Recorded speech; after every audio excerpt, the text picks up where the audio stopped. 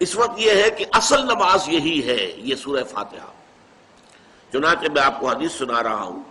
جو صحیح بخاری میں بھی ہے، صحیح مسلم میں بھی ہے، جامع ترمذی میں بھی ہے، سنن ابی داود میں بھی ہے، سنن نسائی میں بھی ہے، اور بہت سی کتابوں میں موجود ہے۔ اور یہ عن عبادۃ بن صامت رضی اللہ تعالی عنہ، حضرت عبادہ بن صامت سے ہے مرفوعا کہ حضور نے فرمایا لا صلاۃ لمن لم یقرأ بفاتحۃ الکتاب، اس شخص کی کوئی نماز نہیں ہے جس نے کہ سورہ فاتحہ کی تلاوت نہیں کی۔ اب اس سے ہمارے ہاں ایک بڑا اختلاف پیدا ہوا، وہ نوٹ کر لیجئے۔ ایک رائے یہ ہے آپ اگر علیحدہ نماز پڑھ رہے ہیں تو ظاہر بات ہے کہ آپ کو ہر رکعت میں خود پڑھنی ہی پڑھنی ہے سورہ فاتحہ۔ جب باجماعت پڑھ رہے ہیں اب کیا شکل ہو؟ امام پڑھ رہا ہے سورہ فاتحہ تو کیا مقتدی کو بھی پڑھنی چاہیے؟ اس حدیث میں جو الفاظ کی شدت ہے اس کی بنا پر رجحان یہ ہوتا ہے کہ یقیناً اس صورت میں ہر شخص کو لا صلاۃ لمن لم یقرأ بفاتحۃ الکتاب، جس نے کہ فاتحہ کی تلاوت نہیں کی، قرات نہیں کی، اس کی کوئی نماز ہی نہیں۔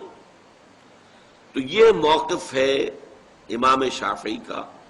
یہی مسلک ہے ہمارے اہل حدیث بھائیوں کا کہ آپ چاہے اکیلے نماز پڑھ رہے ہو، چاہے امام کے پیچھے پڑھ رہے ہو، اور چاہے امام جو ہے وہ جہری رکعت پڑھا رہا ہے اور چاہے سری رکعت پڑھا رہا ہے۔ خاموشی والی رکعت سورہ آپ کو معلوم ہے کہ نماز جو ظہر اور عصر کی ہے تو چاروں رکعتیں جو ہے وہ سری ہے، مغرب کے اندر آ کر دو جہری ہیں ایک سری ہے، عشاء میں آ کر دو جہری ہیں دو سری ہیں، سورہ اور نماز فجر کے اندر دونوں جو ہیں وہ جہری ہیں۔ تو چاہے جہری ہو چاہے سری ہو، آپ کو بھی لازماً جو مقتدی ہے اسے بھی سورہ فاتحہ پڑھنی ہوگی۔ اب اس کے لیے انہوں نے یہ طریقہ جو ہے تلقین کیا ہے کہ امام تیزی سے نہ پڑھے، رک رک کر پڑھے الحمدللہ رب العالمین، اس کے بعد اتنا وقفہ دے دے کہ جو مقتدی ہے وہ بھی کہہ لے اپنے دل میں یا پڑھ لے الحمدللہ رب العالمین الرحمن الرحیم۔ تو یہ رک رک کر پڑھنا، خاص طور پر اگر آپ کو موقع ہوا ہو کسی اہل حدیث امام کی امامت میں نماز ادا کرنے کا تو آپ دیکھیں گے کہ بڑا فرق ہے۔ ہمارے جو حنفی امام الحمدللہ رب العالمین الرحمن الرحیم مالک یوم الدین ایاک نعبد و ایاک نستعین، چار آیتیں جو ہیں وہ بھی ایک سانس میں پڑھ جائیں گے، لیکن یہ کہ عام طور پر جو اہل حدیث حضرات ہیں وہ رک رک کر ٹھہر ٹھہر کر پڑھتے ہیں، ترتیل کے انداز میں پڑھتے ہیں۔ یا پھر دوسری شکل انہوں نے ایک اور کی ہے، یہ آپ سعودی عرب میں جب کبھی نماز پڑھیں گے اور آپ پڑھی ہو آپ نے تو وہاں آپ دیکھیں گے کہ امام جو ہے وہ سورہ فاتحہ پڑھنے کے بعد کوئی ایک منٹ جو ہے خاموش رہتا ہے، تاکہ آپ اب جو مقتدی ہیں وہ اس وقفے میں وہ اب سورہ فاتحہ پڑھ لیں، پھر وہ قرات کرے گا، کوئی اور آیات اس نے شامل کرنی ہے تو بعد میں شروع کرے گا، درمیان میں وقفہ ہوگا۔ لیکن ایک مسلک یہ ہے، اور یہ مسلک جو ہے یہ در حقیقت قرآن مجید کی ایک آیت کے اوپر مبنی ہے۔ سورہ اعراف کے آخر میں فرمایا گیا وَإِذَا قُرِئَ الْقُرْآنُ فَاسْتَمِعُوا لَهُ وَأَنصِتُوا،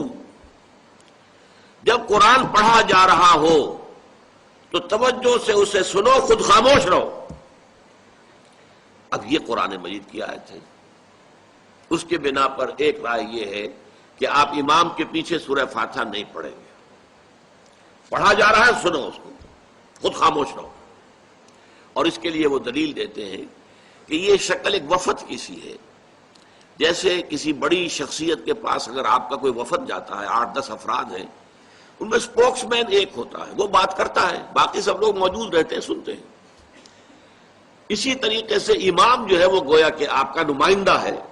اور وہ پڑھ رہا ہے الحمدللہ رب العالمین الرحمن الرحیم مالک یوم الدین، تو امام کی قرات ہی آپ کی بھی قرات ہو گئی۔ گویا کہ اس آیت سے، اس حدیث سے اختلاف نہیں ہے، اس کی تعبیر سے اختلاف ہے کہ امام کا قرات کر لینا در حقیقت مقتدیوں کی طرف سے بھی قرات ہے۔ اس میں جو حنفی مسلک ہے وہ بہت سخت ہے، اور وہ یہ ہے کہ چاہے سری نماز ہو اور چاہے جہری ہو، ہر کسی بھی حالت میں مقتدی جو ہے وہ سورہ فاتحہ نہیں پڑھے گا۔ اب اس میں ذرا سا سوال پیدا ہوتا ہے کہ جہری رکعت میں تو اس آیت کا اطلاق ہو جائے گا کہ وَإِذَا قُرِئَ الْقُرْآنُ فَاسْتَمِعُوا لَهُ وَأَنصِتُوا، سری میں تو اس آیت کا اطلاق نہیں ہوتا۔ بہرحال یہ مسلک ہے، امام شافعی کا ایک انتہا پر ہے، ہر صورت میں سری ہو یا جہری